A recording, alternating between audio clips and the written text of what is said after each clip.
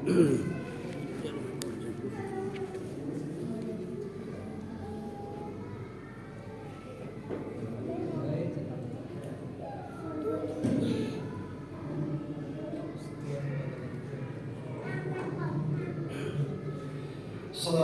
warahmatullahi wabarakatuh. Alhamdulillah, bismillah, alhamdulillah, Allahumma sholli ala sayyidina Muhammad wa ala alihi wa wala. Rabbi shrah li sadri wa yassir li amri wa hlul 'uqdatam min lisani yafqahu qawli. Amma ba'd. Puji dan syukur kita panjatkan kehadirat Ilahi Allah Subhanahu wa taala yang dengan kudrat dan iradatnya menentukan kehidupan dan kematian kita. Kita berdoa kepada Allah, mudah-mudahan ketika kita meninggalkan alam sana ini, mudah-mudahan dalam keadaan husnul khatimah, dalam keadaan ibadah, dalam keadaan majelis ilmu. Karena sesuai dengan pesan Nabi, innamal a'malu 'alal khawatim. Ujung daripada ibadah itu adalah ujung daripada amal itu adalah ketika penutup ibadah. Jadi kalau kita ditakdirkan oleh Allah misalnya harus tutup usia ini ketika ibadah, ketika sholat atau ketika majelis ilmu, insya Allah yakinlah kita berada dalam keadaan husnul khatimah. Salawat dan salam semoga limpahkan kepada junjungan kita Habibana wa Rasulana Sayyidina Muhammad Rasulullah SAW. Allahumma sholli ala sayyidina Muhammad wa ala alihi. Hadirin kaum muslimin rahimakumullah, kita langsung saja. Kemarin kita membahas tentang duduk di antara dua sujud, sujud dua kali udah, duduk di antara dua sujud. Insyaallah malam ini kita akan membahas rukun sholat yang ke-14. Bismillahirrahmanirrahim. Ar-rabi'u asyara at-tasyahudul akhir. Jadi judulnya hari ini adalah tasyahud, atau ada yang memberikan nama at-tahiyat sesuai dengan awal daripada bacaannya. Hadirin kaum muslimin rahimakumullah, 13 dan 14 itu satu paket. Duduk, tasyahud, dan tasyahud akhir. Kalau tasyahud akhir berarti kita fokus kepada bacaannya. Tasyahud asal kata dari syahida yashhadu, artinya persaksian. Jadi kalau bapak-bapak ketika duduk terakhir menjelang salam itu dinamakan tasyahud, karena dalam bacaan tasyahud ada persaksian, yaitu asyhadu an la ilaha illallah. Itu namanya tasyahud, persaksian. Jadi dari syahida yashhadu, ini awal mulanya, syahida yashhadu. Bagaimana susunan kalimatnya kita tidak membahas itu ya, membahas tentang tasyahud aja deh. Hadirin kaum muslimin rahimakumullah, kita flashback sebentar. Ketika Rasulullah diundang oleh Allah Subhanahu wa taala untuk mengambil tugas pokok atau kewajiban utama sholat 5 waktu, terdapat dalam kitab Bainama karangan Imam Al-Jazari itu diceritakan, saya apa selalu praktik aja. Peristiwa Isra wal Mi'raj itu kan didampingi malaikat Jibril ya. Ketika sampai Sidratul Muntaha, malaikat Jibril itu hand up, angkat tangan. Karena apa? Karena malaikat Jibril kemampuannya hanya sampai Sidratul Muntaha. Jadi kalau dari Sidratul Muntaha, Qurab, Mustawan, Aras, Kursi, itu malaikat Jibril udah tak sanggup. Dan ketika Nabi berdiri di depan aras, mungkin kalau kita ketika mau, ini bukan saya menyamakan dengan Allah, tidak ya, ini hanya analogi saja. Mungkin ketika kita diundang ke istana presiden, kita kan berdiri. Ketika ketemu presiden, biasanya hormat kan, begini apa ya? Gitu ya. Rata-rata gitulah. Nggak mungkin sombong, nggak mungkin cuek, nggak mungkin. Jangankan presiden, kadang-kadang depan wali kota aja kita setidaknya ada ketimuran kita ya, nunduk. Kalau nunduk begini nggak jadi masalah yang tidak diperbolehkan turun. Jadi batas tata adab atau kesopanan timur dibatasi dengan akidah kita, nggak boleh kita ruku di depan makhluk. Kalau tradisi Jepang kan itu begini kan, jadi posisi ruku lah. Nah, itu yang diharamkan. Apalagi itu man tasyabaha biqaumin fahuwa minhum. Itu jelas menyerupai. Tapi kalau kita misalnya segini, mungkin karena tradisi mungkin tidak jadi masalah. Amadatun mutamadun. Nah, ketika di depan aras, wallahu alam aras itu bentuknya apa? Yang jelas Ar-Rahman ala istawa, gitu ya. Bahwa secara zahir terjemahannya Tuhan bersemayam di atas aras, kan begitu. Nah, ketika menghadap aras, ya yang namanya Nabi Muhammad sebagai manusia menghormat juga kan. Muhammad dengan dalam keadaan ruku. Tidak diceritakan rukunya begini kayak kita sholat atau gimana, yang jelas ruku lah. Ketika ruku maka cahaya aras itu menyelimuti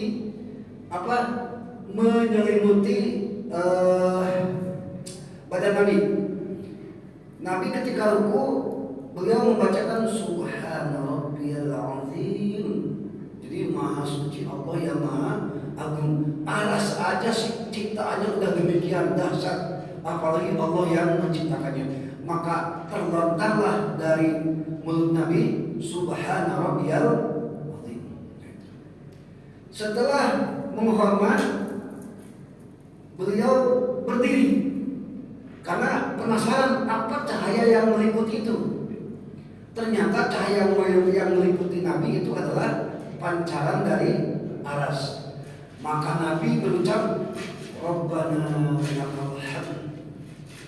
Bagimu Engkau Tuhan segala puji. Karena saking takjub, saking luar biasanya melihat keajaiban-keajaiban seperti itu.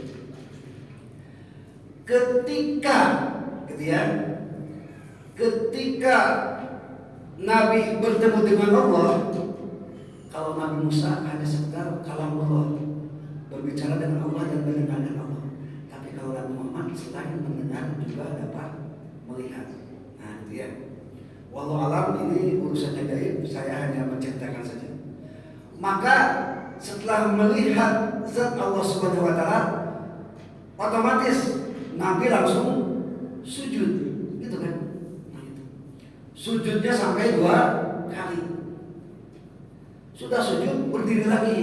Maka Nabi at-tahiyatu mubarakatus sholawatut thayyibatu lillah. Itu ucapan Nabi kepada Allah.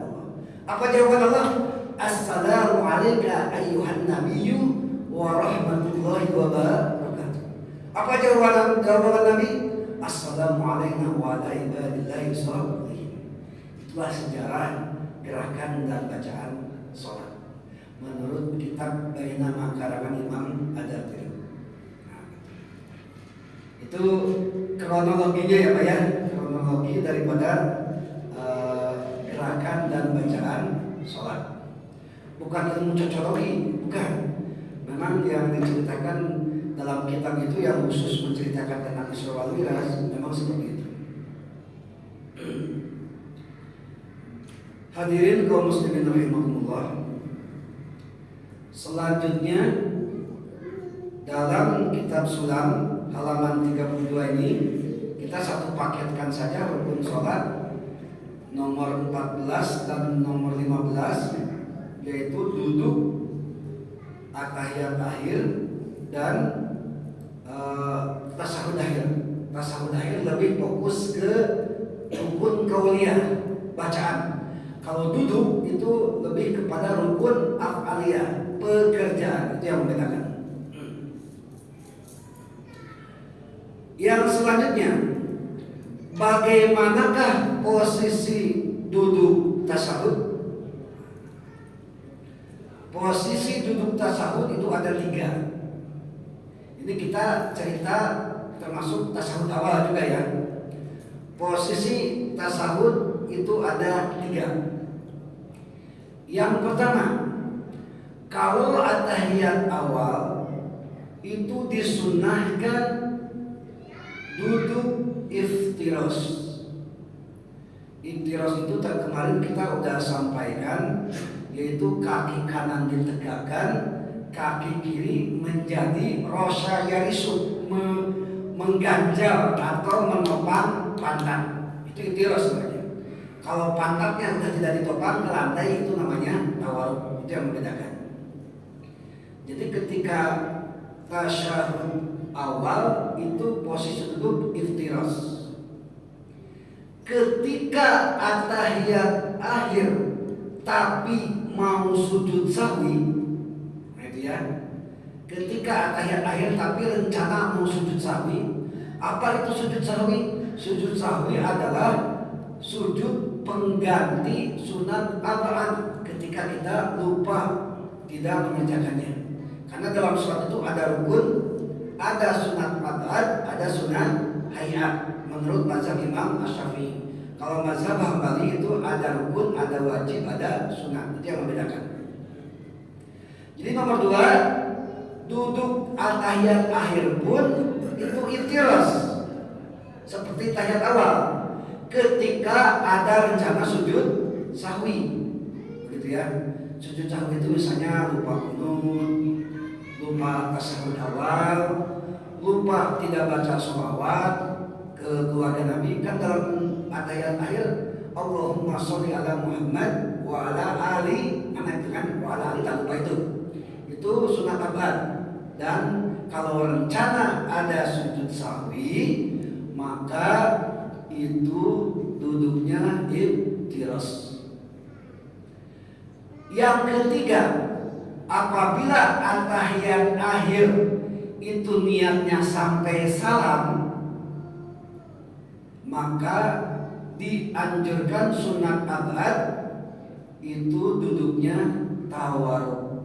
Tawarruk itu adalah ditegakkan kaki kanan, jari dilipat menghadap kiblat, kaki kiri ditongolkan atau dikeluarkan antara betis dan paha. Nah itu posisi pantat ada di lantai. Yang mungkin kalau usah dijelaskan lagi ya Pak ya, duduk at-tahiyat akhir ya.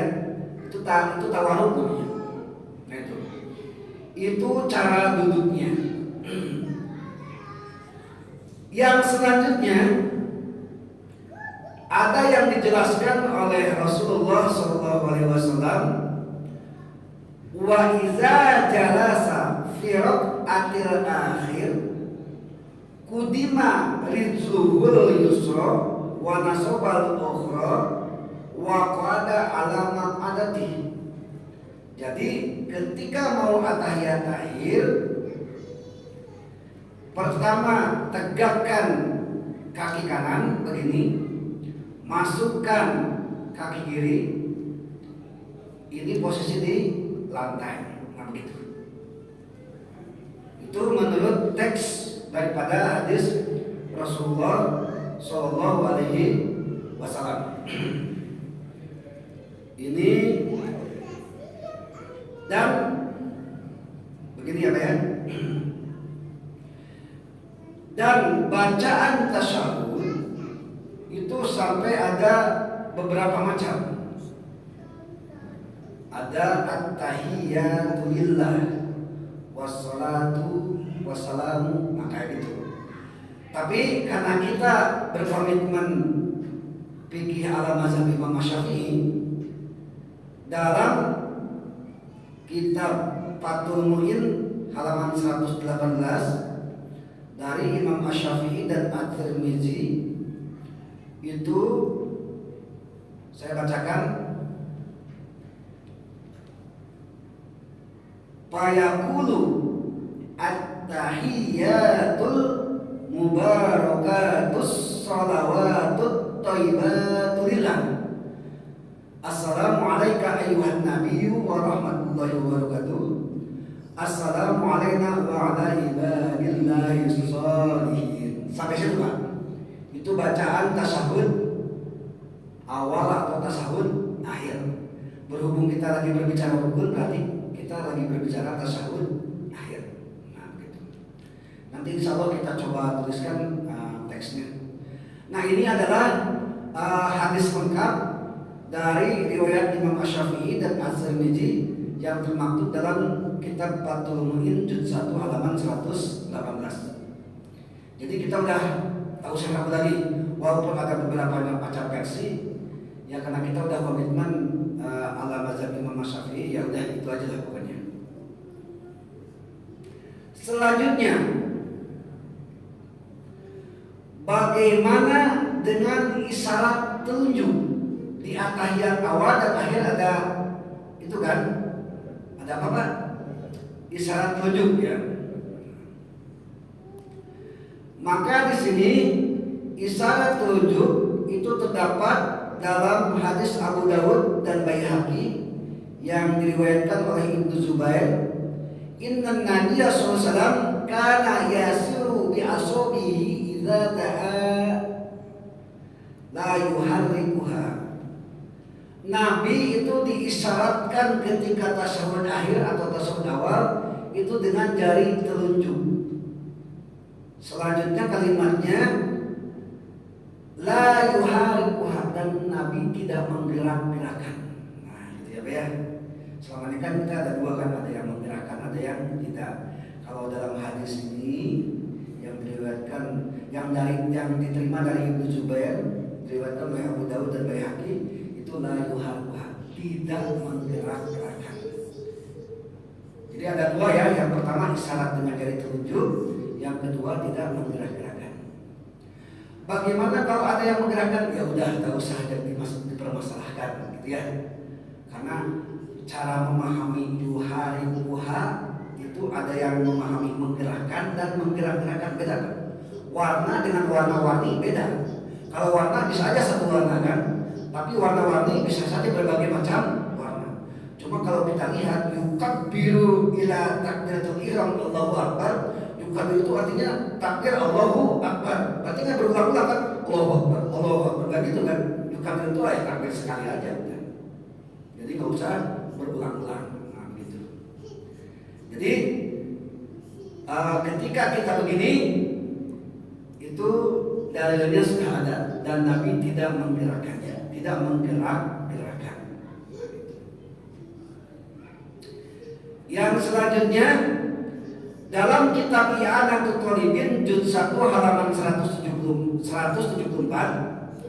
wa yusamu ayyashiru biha inda qawlihi illallah. Jadi disunatkan menggerakkannya itu ketika lafaz illallah. Nah begitu. Ketika lafaz illallah. Ini sebetulnya apa yang saya sampaikan ini termasuk daripada sunnah-sunnah tahiyat akhir gitu ya. Tapi sunnah-sunnah belum saya bisa sampaikan hari ini atau malam ini. Saya ingin menyampaikan syarat-syarat tasyahud akhir. Apakah tasyahud kita sudah memenuhi syarat atau belum, itu maksudnya. Kalau tidak memenuhi syarat berarti tidak sah tasyahudnya, tidak sah salatnya. Balikkan lagi. Mau tidak mau kan begitu. Karena namanya syarat. Syarat tasyahud yang pertama ya Pak ya, ayyusmi'a bi nafsi, harus terdengar oleh diri sendiri. Ingat, tasyahud itu termasuk rukun qauliyah. Rukun qauliyah itu pertama takbir Allahu akbar. Itu harus terdengar diri sendiri. Kalau tidak terdengar, tak sah salatnya Pak. Jadi ya. Yang kedua baca Al-Fatihah. Baca Al-Fatihah harus terdengar diri sendiri. Jangan komat kamit. Kecuali Bapak dukun ya silakan aja terserah. Jadi ya. Boleh komat kamit asal terdengar suaranya ke telinga kita. Bagaimana kalau hujan, badai? Nah itu diukur suara kita ketika normal terdengar dengan telinga, itu ukurnya gimana? Jangan mentang-mentang hujan teriak teriak-teriak itu tak bisa juga gitu ya. Apalagi mengganggu orang. Diukur saja. Diukur dengan ketika tidak hujan begitu. Jadi walaupun hujan lebat, petir menyambar, walaupun tidak terdengar dengan telinga, tapi ketika normal terdengar itu sah tahiyatnya. Nanti ya. Jadi yang pertama ayusmi'a binafsihi, harus terdengar diri sendiri. Tadi Al-Fatihah, takbir Al-Fatihah. Yang ketiga itu ini tasyahud akhir. Yang keempat membaca shalawat. Allahumma sholli ala sayyidina Muhammad. Itu harus terdengar diri sendiri, gitu ya.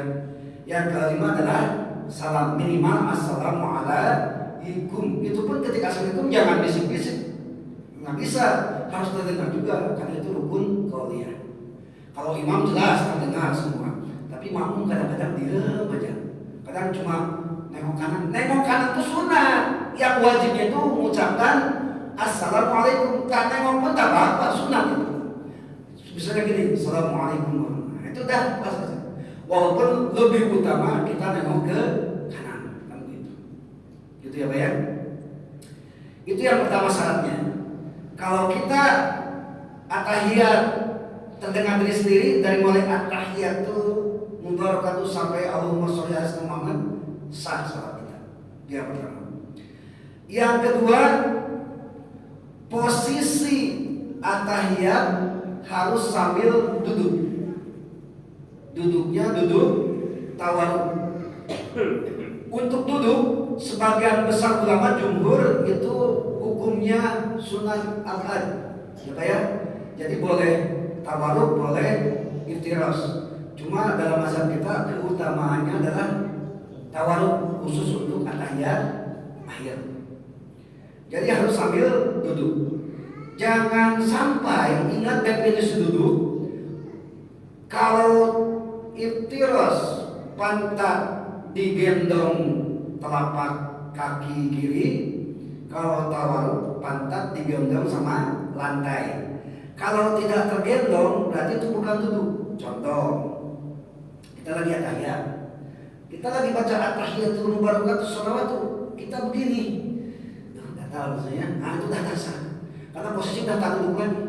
Yang namanya duduk, pantat itu ditopang, itu aja intinya. Kalau udah angkat itu nggak ditopang lagi, begitu masalahnya. Jadi ingat, duduk itu dua, ditopang telapak kaki kiri atau ditopang lantai, itu intinya. Yang ketiga, bil lughatil arabiyyah, harus pakai bahasa Arab. Udah jelas ya, karena perintah Nabi shallu kama ra'aitumuni usolli. Contohlah sholatku, Nabi jelas pakai bahasa Arab. Jangan mentang-mentang tahu artinya tiada Tuhan selain Allah, nggak bisa. Ya. Jadi jelas harus pakai bahasa Arab dari mulai awal sampai akhir. Itu anak kecil pun udah memaklumi lah seperti itu ya.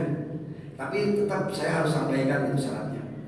Yang keempat, mutawaliyatun, harus berurutan. Harus berurutan, Pak. Jadi nanti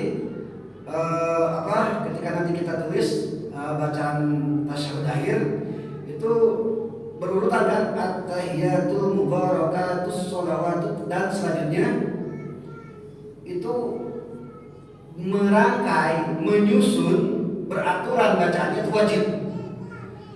Jangan sampai terjeda dengan kalimat lain. Contoh, lagi at-tahiyat, misalnya lagi at-tahiyat, at-tahiyatul mubarakatus sholawatu thayyibatullah, kita bersin, alhamdulillah. Nah itu udah batal sholatnya, karena bacaan at-tahiyat itu terjeda oleh bacaan yang lain. Sebagian ulama mengatakan ulangi lagi at-tahiyatnya, at-tahiyatul mubarakatus sholawatu dan selanjutnya. Tapi sebagian ulama mengatakan itu sudah tak sah sholatnya. Kira-kira bisa nggak ketika bangkit, ketika bersin tidak baca alhamdulillah, bisa kan? Atau kadang-kadang otomatis gitu ya. Nah itu lihat kondisi saja. Kalau tidak bisa, kalau di luar kondisi kita misalnya tidak disengaja, itu jelas tidak tidak jadi masalah.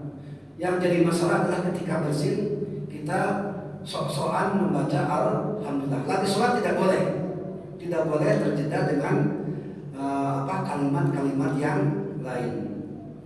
Itu yang keempat. Yang kelima, menjaga huruf dan makhrajul hurufnya dari at-tahiyat. Nah, ini sama dengan Al-Fatihah, hati-hati. Makanya cara membacanya, walaupun saya bukan ahli tahsin, saya coba mencontohkan. At-tahiyyatul mubarakatus shalawatut thayyibatu lillah. Karena dalam bacaan at-tahiyat itu ada 4 paragraf semuanya, Pak. Paragraf yang pertama yang barusan, at-tahiyyatul mubarakatus shalawatut thayyibatu lillah. Itu yang pertama. Paragraf yang kedua, assalamualaikum ayuhan nabi wa rahmatullahi wabarakatuh. Paragraf yang ketiga, assalamualaikum wa ala ibadillahi sholihin. Paragraf yang keempat, asyhadu an la ilaha illallah. Nah, saya tadi belum ceritakan ketika Nabi itu di depan aras, ketika ruku cahaya itu meliputi badan Nabi. Nabi tegak, Nabi melihat aras, Rabbana lakal hamdu, kan begitu. Terus ketika Allah memperlihatkan kepada Nabi sampai sujud 2 kali, sampai berucap subhana rabbiyal a'la, kan gitu ya. Nah, maka ketika Nabi bilang assalamu alayna wa ala ibadillahi sholihin, ketika Nabi ngomong itu, malaikat serentak semua takjub kepada Nabi, sehingga bareng-bareng mengucapkan asyhadu an la ilaha illallah wa asyhadu anna muhammadar rasulullah. Apa rahasianya? Begini, Pak. Kalau kita terjemahkan, at-tahiyat segala kehormatan, al-barakatuh segala keberkahan, as-shalawatu kesejahteraan, at-thayyibatu kebaikan lillahi bagi Allah. Nabi ngomong gitu ya. Selanjutnya Allah menjawab, assalamualaikum ayuhan nabi, keselamatan bagi engkau hai Nabi, kan gitu ya. Wa rahmatullahi wabarakatuh, rahmat dan berkah dari Allah untukmu. Pak, ketika Allah menghadiahkan salam, rahmat dan barokah ke Nabi, apa jawaban Nabi? Nabi nggak mau hadiah dari Allah digenggam sendiri, tapi Nabi menjawab assalamu alaina, keselamatan bagi kami, wa ala ibadillahi sholihin, dan bagi hamba-hamba yang soleh, dari mulai Nabi Adam sampai umat akhir zaman, termasuk kita kalau kita ditakdirkan dari orang soleh. Itulah tidak peliknya Nabi, sehingga malaikat takjub luar biasa, sehingga sama-sama semua malaikat mengucapkan asyhadu an la ilaha illallah wa asyhadu anna muhammadan rasulullah. Itulah sejarah gerakan-gerakan sholat dan bacaan-bacaan sholat. Baik ya. Jadi yang nomor berapa tadi, Pak Imam? Nomor 5, menjaga huruf-huruf dan makhrajnya. Sekarang yang menjadi pertanyaan, silahkan jawab masing-masing. Huruf dan makhrajnya kita udah. Nah, kalau konteksnya Bapak masih belajar, berusaha, insya Allah sah sholat kita, karena Allah la yukallifullahu nafsan illa wus'aha. Yang jadi masalah sudah tak fasih at-tahiyat, al-fatihah, nggak mau belajar, itu yang jadi masalah. Sehingga kalau bahasa kacanya mungkin Allah bilang, lu mau apa? Maunya gimana sih? Begitu. Fasilitas ngaji ada, yang ngajarnya ada, kitabnya ada, waktunya banyak, waktunya cuma dari maghrib sampai isya. Audio itu dulu gitu. Jadi mau kamu tahu apa? Kan gitu. Maaf ya Pak ya, agak kasar. Jadi bahasa kasarnya begitu. Sudah nggak bisa nggak belajar, bagaimana mau sah sholat kalau begitu? Sedangkan salah satu indikator sholat diterima adalah sesuai dengan syarat dan rukun. Kalau syarat dan rukun tidak sesuai, jelas bahwa pertama mau terima, kan itu maksudnya. Nah gitu ya Pak ya. Nah sekarang pertanyaannya, Bapak-bapak silahkan jawab dalam hati aja, nggak usah di sini. Bacaan at-tahiyatnya udah sesuai huruf dan makhrajnya belum? Kalau belum, ya udah kita sambil belajar kan. Insya Allah kita sesuai dengan rukun dan. Tapi kalau belum sesuai dengan huruf dan makhrajnya, nah itu yang jadi masalah. Jadi maunya apa kalau begitu? Kan gitu. Jadi gimana ya? Yang jelas Masjid Al-Kautsar Perumahan Nusa Indah sudah menyediakan fasilitas pengajian. Terserah mau digunakan atau tidak, terserah. Yang jelas Pak Imam kewajiban sudah tuntas sebagai imam, sudah memfasilitasi. Saya pun sudah tuntas, tidak menyembunyikan ilmu walaupun sedikit, kan gitu. Pengurus-pengurus masjid juga sudah tuntas, sudah menyediakan tempat dan segala macamnya. Terserah, kan gitu. Yang jadi masalah yang tidak ada hubungannya pengurus, enggak bisa, apalagi sholat jarang. Ya udah, nah kan gitu ya. Baik, yang keenam, menjaga kalimatnya. Maksudnya adalah susunan kalimat daripada at-tahiyat. Misalnya ada kalimat assalamu alayka ayyuhan nabi, kita ganti dengan assalamu alayka ayyuhan rasul. Nah itu tak boleh. Walaupun nabi dan rasul ada kesamaan, tapi tekstualnya dari sananya sudah assalamu alayka ayyuhan nabi. Udah, kalau udah nabi, jangan sampai dirubah lagi jadi ayyuhan rasul. Tak usah ditambah lagi. Mohon maaf, nomor berapa lagi memang? Nomor 6 ya. Nomor 7, menjaga tasdidnya. Nah ini, menjaga tasdidnya. Tasdid dalam at-tahiyat semuanya ada 21 Pak. 21 tasdid. Yang wajib bertasdid itu 16, yang sunnah itu 5. Kalau Bapak 5 tak bertasdid tak apa-apa. Tapi kalau 16 tasdidnya nggak kebaca, kita sah sholatnya walaupun satu tasdid. Contoh yang pertama aja, at-tahiyatun. At-tahiyat aja harus. At-tahiyatun. Ini berapa tasdid Pak? 2 ya? Iya.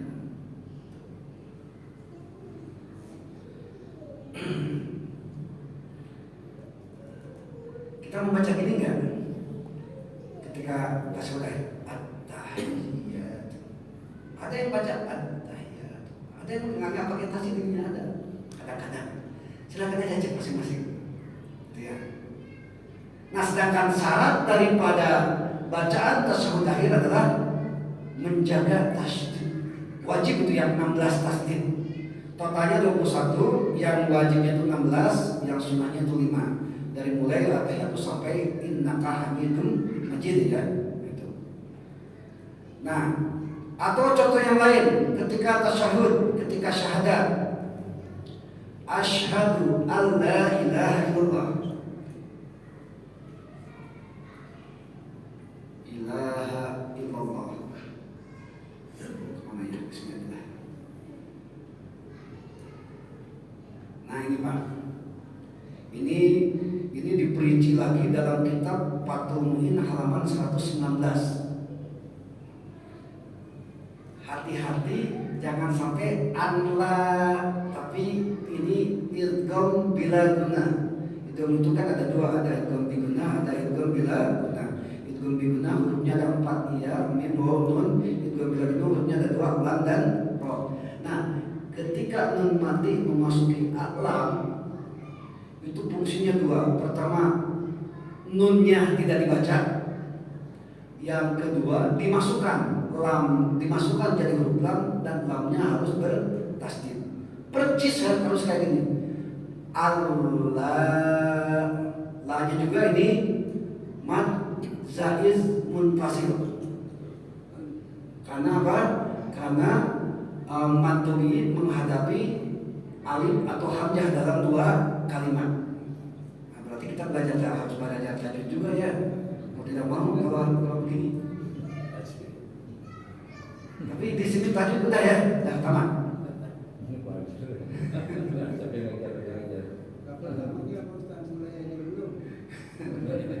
Nah itu ya. Nah ini begini ya maksudnya. Sekilas saja. Ya sekilas. Maksud saya begini, saya analogikan seperti ini. Taruhlah sholat itu sebuah sepeda.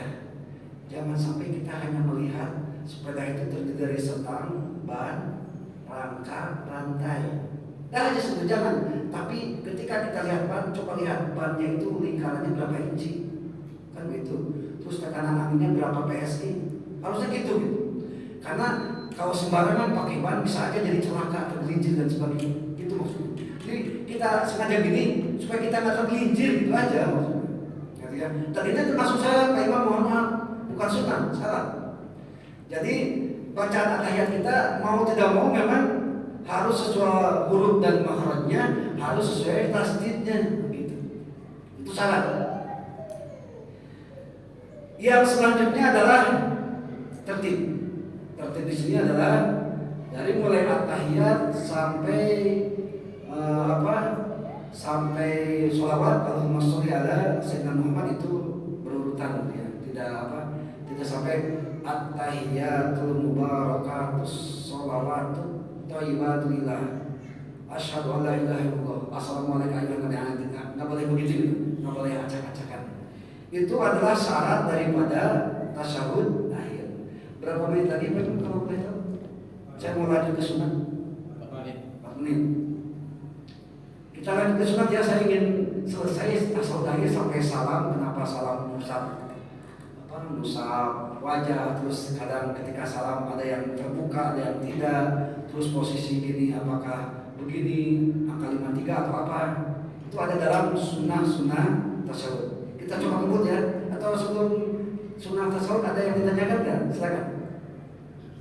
Ya, silakan. Ada yang wajib, ada yang yang sunat. Jadi ini mana contoh yang wajib, mana yang contoh satu ya. Yang tasyahud. Oh yang tasdid itu ya? Yang nama itu yang wajib, yang mana contohnya? Oh. Sunat itu yang mana? Makanya saya tadinya ingin mencatat, cuma ini waktu gitu ya Pak Imam ya? Ya, maksudnya ya. Oke, kita hitung aja ya. Bismillahirrahmanirrahim. At-tahiyah, berarti 2 ya. Yang selanjutnya at-tahiyatul mubarakatus 3, sholawatut 4, 5, batulil, tolong dibantu menghitung 6. Berarti satu paragraf itu 6 ya.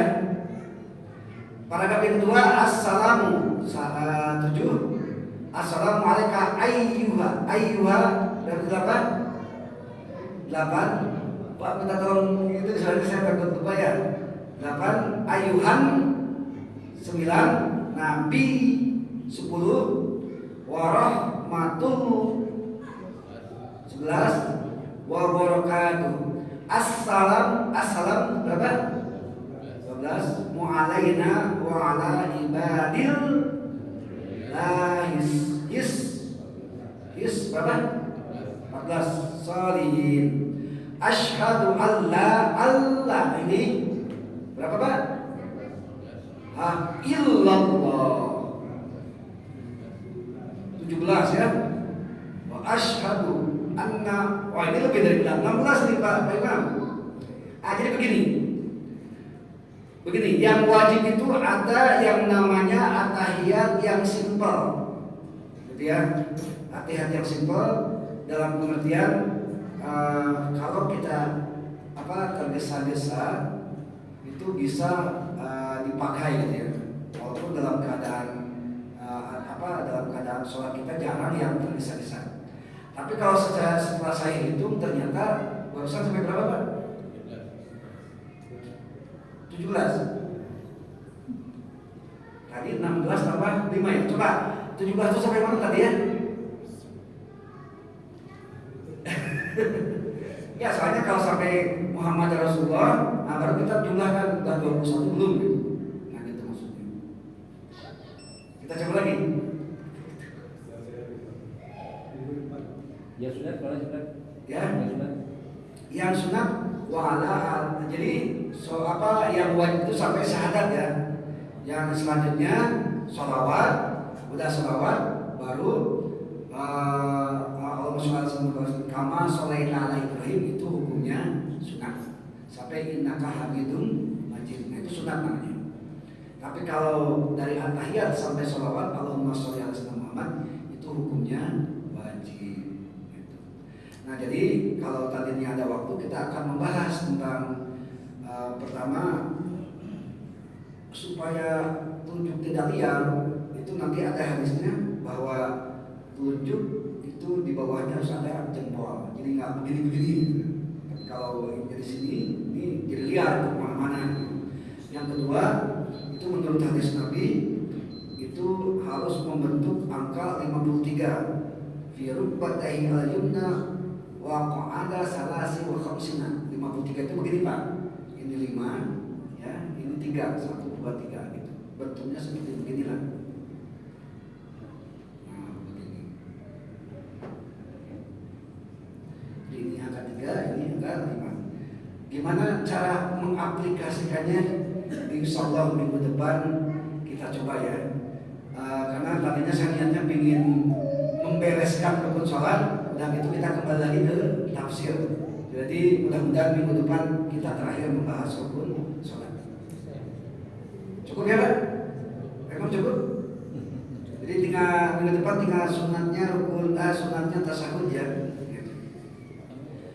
Hadirin kaum muslimin rahimakumullah, karena waktu yang tidak mencukupi untuk membahas kelanjutannya, maka sebagai bentuk penghormatan kita karena sudah memasuki waktu isya, maka oleh karena demikian saya tuntaskan atau selesaikan pembahasan ini. Insyaallah mudah-mudahan minggu depan kita bisa menyelesaikan seluruh rangkaian daripada rukun sholat yang biasa kita kerjakan. Sekian dan demikian, wallahumma muwaffiq ila aqwamit thoriq. Wassalamualaikum warahmatullahi wabarakatuh.